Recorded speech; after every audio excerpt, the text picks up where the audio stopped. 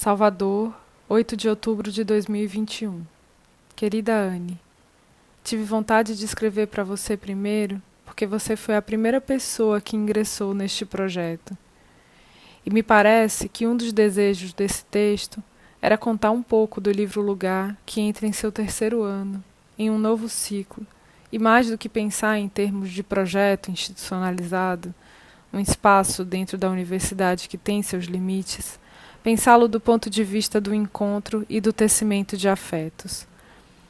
Quando você se sentou em minha frente pela primeira vez, pelo menos disso eu me lembro, que tenha sido a primeira vez, mas talvez tenha sido um giro do tempo, tempos sobrepostos, porque quando soube que você era neta de Isabelê, me correu um vento pelos pelos, fiquei completamente arrepiada. Foi como se ela estivesse do meu lado a me sussurrar que os encantados tinham me levado até você, você a mim. E daí aconteceu o encanto, como diria a mãe Estela de Oxóssi, outra mãe ancestral. Azevedo, Martins, 1988. Ganhamos a primeira bolsa desse projeto, uma bolsa do Permanecer, vinculada à Pró-Reitoria de Ações Afirmativas e Assistência Estudantil, a PROAI. Você se lembra desse dia? Eu tinha acabado de voltar de Cumuruxatiba, sua terra-mãe, e tinha encerrado um ciclo com o lançamento do livro Kijit Jaué Zabelê, Aldeia Caí. O livro que levava o nome da escola, o livro que levava o nome da sua bisavó, o nome da escola que Luciana Zabelê sonhou a ramear, a brincar, a girar no território de Comexatibá, modos de ativar e acender os saberes vivos, Pataxó. Até hoje reverbera em mim, Anne, a experiência de cantar com as crianças na aldeia Caí a cantiga do Caboclo de Pena, nas muitas brincadeiras que vivemos nessa escola, aldeia, mata, mar. Depois dessa cantiga ficar muito viva na memória do meu corpo, li um texto de Cristiane Oliveira Pataxó que eu vou copiar aqui, porque é muito precioso. Ele diz, abre aspas, a educação que tive, primeiramente, foi a educação cultural por Luciana Maria Ferreira, Zabelê, ajudada pela sua filha.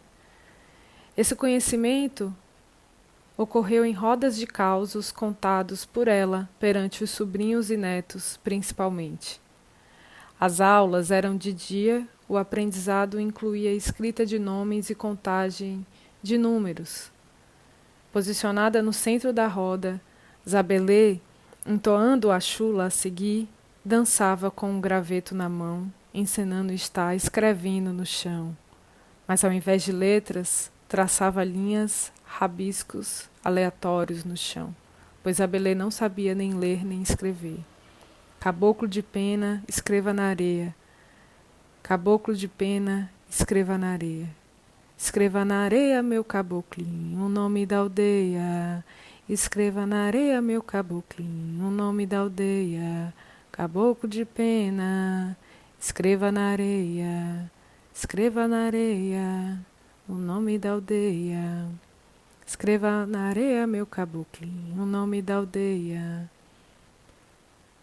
Tinha vez que as letras do alfabeto e os numerais desenhados no chão de areia se misturavam às delícias da gastronomia pataxó que minha avó Martinha, Dona Buru, chegava para a gente degustar. Fecha aspas. Oliveira, 2008.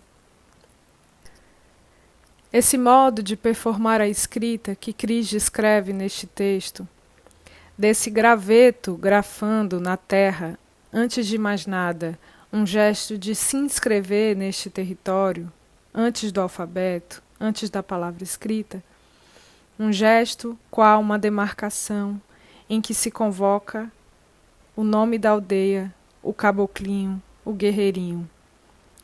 Aprender a escrever como demarcar, mas como nutrir-se desse território mãe.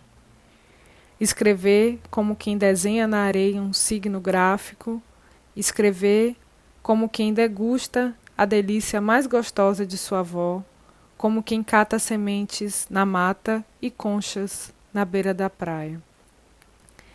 Essa cena contada por Cristiane, nesse tempo aqui das cartas, me faz lembrar de outros 2 textos que compartilho contigo para aumentar nossa conversa que irei compartilhar com Ezequiel e Zumira também. O primeiro texto é do intelectual quilombola Nego Bispo, um texto que gosto muito, chamado Somos Terra, e publicado na revista Pisiagrama. Copio especialmente esse trecho quando ele nos diz assim, abre aspas, minhas velhas e meus mais velhos, que me formaram pela oralidade, eles mesmos me colocaram na escola para aprender, pela linguagem escrita, a traduzir os contratos que fomos forçados a assumir. Fui para a escola da linguagem escrita aos 9 anos, mas desde que comecei a falar, fui formado também por mestras e mestres de ofício nas atividades da nossa comunidade. Quando fui para a escola, no final da década de 60, os contratos orais estavam sendo quebrados na nossa comunidade para serem substituídos por contratos escritos impostos pela sociedade branca colonialista. Estudei até a 8ª série quando a comunidade avaliou que eu já poderia ser um tradutor. Santos, 2018. Essa teia de forças entre a escola, o ensino formal, a linguagem escrita e os contratos firmados a partir do lugar, da comunidade, do território, me fazem lembrar dessas experiências de ensino conduzida pelas mestras Pataxó no relato de Cristiane, mas me fazem pensar também nesse lugar de mediação frente a esses contratos escritos impostos pela sociedade branca colonialista, como nos diz Nego Bispo. Passeando por esse texto, fiquei com vontade de perguntar como foi para você vir estudar em Salvador, Anne. Você se sente uma tradutora desses entre-lugares, a aldeia, a universidade, os modos de aprender e de escrever? Por fim, trago para nós um trecho desse texto que, para mim, aparece com toda a força quando me aproximo do relato do nosso primeiro encontro, quando Conceição Evaristo fala sobre a grafia-desenho de sua mãe e o nascimento de sua escrita. Abre aspas.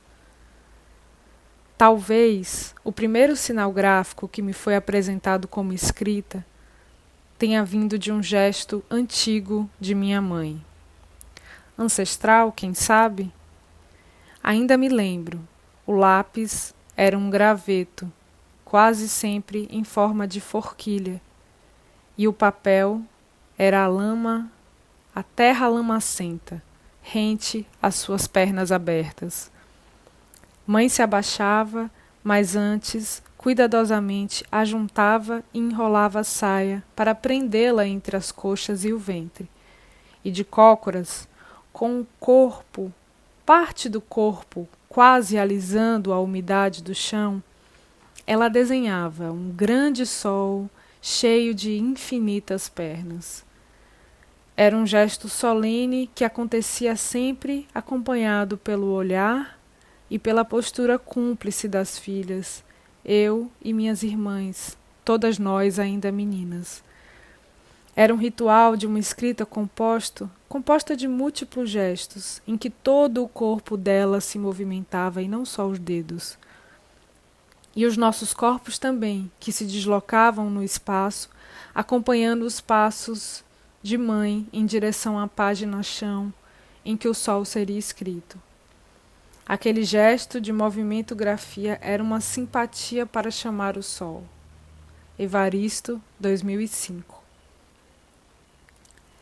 Esse chamado do sol nos diz sobre um gesto de encantamento da escrita que pudesse materialmente repercutir da página chão, do círculo chão, no tempo do vento, que pudesse secar as roupas e render o sustento e a sustância dessa família negra em Minas Gerais que vivia de lavar as roupas de famílias brancas. Conceição pergunta, abre aspas, é preciso compreender a vida com a escrita ou é o inverso? Comprometer a escrita com a vida. Idem e bidem. Fico pensando em Isabelê em um gesto igualmente encantado de cantar, contar e convocar essa escrita na areia também como a urgência de uma educação indígena diferenciada, que grafasse na areia o nome da aldeia, como uma urgência para assegurar o território, para afirmar as retomadas acontecidas no território de Comexatibá a partir de 2000. Mas uma outra escola com essas escritas grafadas na pisada na areia deste território feito de mata e de mar.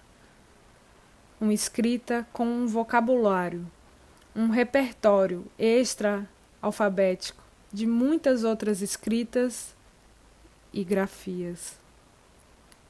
A dança da escrita de sua bisavó chega para mim como um modo de convocar e encantar o direito de existir. É uma estratégia de, coletivamente, fortalecer esse chão-mãe que abriga e garante esse direito de existir. A escola indígena pode, por isso, ser um portal possível desse fortalecimento.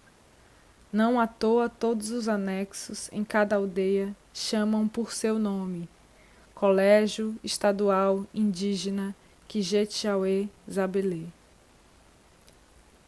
No sentido desses encontros todos, dessas grafias de desenho que se encontram aqui nesta carta, Anne, vejo, emocionada, seu livro sendo tecido pelo que você evocou e tomou para si o lugar de tecedora de sua história, de seu lugar.